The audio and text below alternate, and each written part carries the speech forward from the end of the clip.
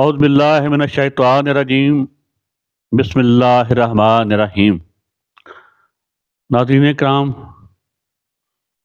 سردی سے متاثر ہو گیا ہوں، اس لیے کمبل میں چھپ کے بیٹھا ہوں اور آپ کی خدمت میں حاضر ہوں۔ تو جب تک میں ریکور نہیں ہو جاتا آپ کی خدمت میں ایسے ہی حاضر ہوتا رہوں گا۔ تو اصل بات کی طرف چلتے ہیں۔ انتہائی بدقسمتی سے مجھے یہ کہنا پڑ رہا ہے، 40-45 سال سے پاکستان کے تمام اداروں کا حال قابل رشک نہیں ہے۔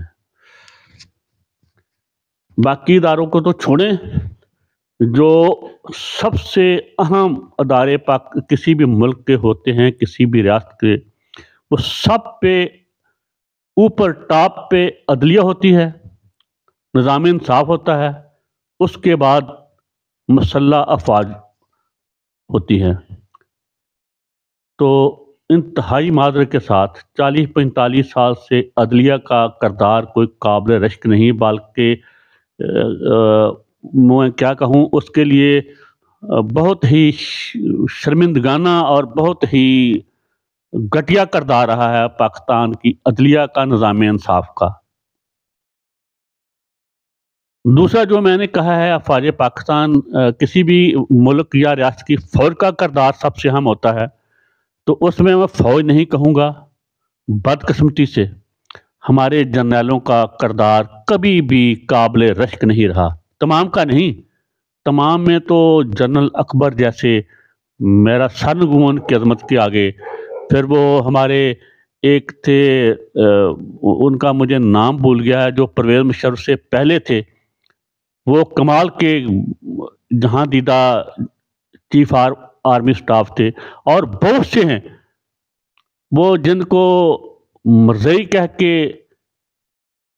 ان کا ذکر نہیں کیا جاتا، جو کشمیر فتح کرنے والے تھے 1965 میں، ان کو ہٹا کے گھٹیا انسان، اللہ اس کی مغفرت کرے، یحییٰ کو لایا گیا تھا میدان میں، اور جیتی ہوئی جنگ ہار چکے تھے۔ ملک تھا ان کا نام، ملک اختر، ہاں، وہ قادیانی تھے۔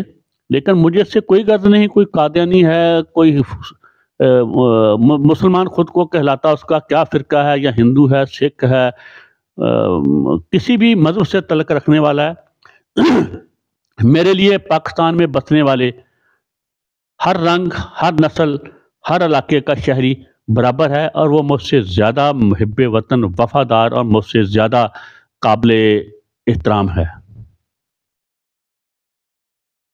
تو پاکستان میں یہاں عدلیہ کا کردار قابل رشک نہیں رہا، وہاں بہت سے مجرمانہ، مفاد پرست، مال پرست جرنیلوں کا کردار بھی قابل ستائش نہیں رہا، بلکہ ان کے کردار سے شرم اور گن آتی ہے۔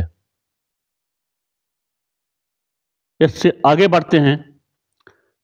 پاکستان کی عدلیہ کافی عرصہ سے خصوصاً عالیہ اور عظمیٰ دو حصوں میں بٹی ہوئی ہے۔ اس کی خاص وجہ یہ ہے کہ پاکستان کے زمینی خدا کا جس گروہ پہ ہاتھ ہوتا ہے، وہ سپریم کورٹ میں، ہائی کورٹ میں حاوی ہوتی ہے۔ دوسرا جس پہ نہیں ہاتھ ہوتا، وہ پھر انسانی حقوق کی چیمپئن بن جاتی ہے، شہری آزادیوں کی چیمپئن بن جاتا ہے وہ گروہ۔ تو جب اس سے ہاتھ اٹھا کے دوسرے گروہ پہ رکھا جاتا ہے، تو وہی پھر وہ گنونا کردار ادا کرنا شروع کر دیتا ہے جو پہلے گروہ نے کیا ہوتا تھا۔ حال کی بات کرتا ہوں، آج سے پہلے اس میں تو کوئی دو رائے ہے نہیں، نہ شک کی گنجائش ہے، کہ ہمارے اعجاز الحسن صاحب میرے لیے قابل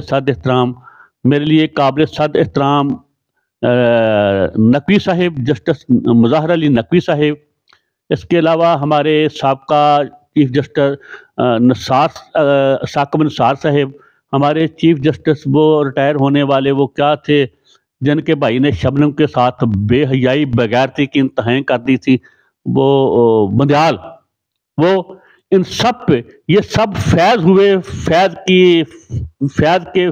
سے یہ سب فیض یاب ہوئے۔ تو تب یہ جو ہمارے عیسیٰ صاحب ہیں یہ اور ان کے ساتھی کارنر کیے گئے تھے. اب وہی شفقت ان پہ ہے اور دوسرے جو ہیں وہ راندہ درگاہ ہیں جو استعفے دے رہے ہیں یا ایک دو وہاں بیٹھے ہوئے ہیں. تو یہ کسی ریاست کی پستی کی انتہا ہوتی ہے جب اس کی عدلیہ تقسیم ہو جائے، اس کے انصاف دینے والے اپنے خاص بندوں کو انصاف دیں، اپنے ناپسندیدہ انسانوں کو انصاف نہ دیں. تو آج کل جس نے بھی انصاف حاصل کرنا ہو، میری گزارش ہے وہ ذوالفقار علی بھٹو کی طرح خود کو مردہ ظاہر کرے، یا وہ ریٹائرڈ یا ظاہر کرے جنرل فیاض حمید کی طرح. تو پھر دیکھنا ہمارے چیف جسٹس صاحب کی پھرتیاں دیکھنا. اگر کسی کو پی ٹی آئی والا ہو کے یا عمران خان کا ساتھی ہو کے انصاف کرنے کی ضرورت پیش آئے تو پھر ناممکن ہے. مجھے یہ بہت افسوس سے کہنا پڑ رہا ہے، جو میں دیکھ رہا ہوں میں وہ کہہ رہا ہوں، رب العزت کی قسم میں کسی پہ الزام تراشی نہیں کر رہا. یا پھر میاں محمد نواز شریف بن جائیں، جس طرح کا مرضی جیسے مرضی انصاف لیں، انصاف آپ کے گھر چل کے آئے گا.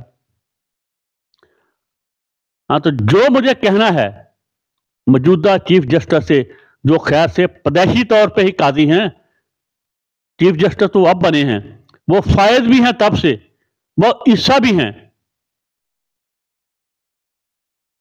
تو ان سے میری گزارش ہے، یہاں آپ ذوالفقار علی بھٹو کو انصاف دے رہے ہیں، یہاں آپ اوروں کو انصاف دے رہے ہیں، یہاں آپ پرویز مشرف کی سزائے موت برقرار رکھ رہے ہیں. وہیں میرا بھی ایک مقدمہ ہے آپ کی عدالت میں. وہاں میرے سے مراد ہم 24 یا 26 کروڑ بھیڑ بکریوں کا مقدمہ بھی آپ کی عدالت میں پڑا ہے پینڈنگ، اسے بھی کسی طرف لے جائیے. یہ مقدمہ میرا ذاتی نہیں، میرا خاندانی نہیں، یہ مقدمہ ہم 24 کروڑ 26 کروڑ بھیڑ بکریوں کا ہے، جسے آپ عوام کہتے ہیں، جسے آپ رایا کہتے ہیں. یہ مقدمہ ہے ہماری محترمہ فاطمہ جناح کا. محترمہ فاطمہ جناح نعوذ باللہ وہ کوئی نہ تو نبی تھی نہ ولی تھی، وہ عام خاتون تھی. لیکن یہ تو طے ہے کہ وہ ہرگز نہ تو وہ باغی تھی، نہ وہ انڈیا کی ایجنٹ تھی، نہ وہ پاکستان کے خلاف تھی، نہ وہ بیرونی طاقتوں کی ایجنٹ تھی، نہ وہ جاسوس تھی، نہ وہ باغی تھی، نہ وہ اور کیا کہنا چاہیے ریاست کی غدار تھی. وہ صرف اور صرف بدبخت ایوب خان کے خلاف تھی، اس کے ناجائز اقتدار پہ قبضہ کرنے کے خلاف تھی. تو گزارش ہے کہ اسے قتل کیا گیا تھا، وہ تبھی موت نہیں مری تھی. اس کا مقدمہ آج بھی سندھ میں پڑا ہوا ہے، سندھ ہائی کورٹ میں. اسے اٹھائیں اور ہمیں انصاف دیں، ہمیں بتائیں کہ اسے کن ظالموں نے شہید کیا، اتنی بے دردی سے، اتنی بے رحمی سے، اتنے ظلم سے، اتنی درندگی سے، اور کیوں شہید کیا گیا. ہم بھی آپ سے انصاف مانگتے ہیں محترمہ فاطمہ جناح کا، اور ہو سکے تو ہمیں قائد اعظم کا انصاف بھی دیجیے. وہ بھی تبھی موت نہیں مرے تھے، وہ بھی سازش کا شکار ہوئے تھے. اس کے ساتھ ہی اجازت دیجیے. عیسیٰ صاحب، آپ میں ہمت ہے تو آگے بڑھیے، ہمیں بھی انصاف دیجیے. اللہ حافظ.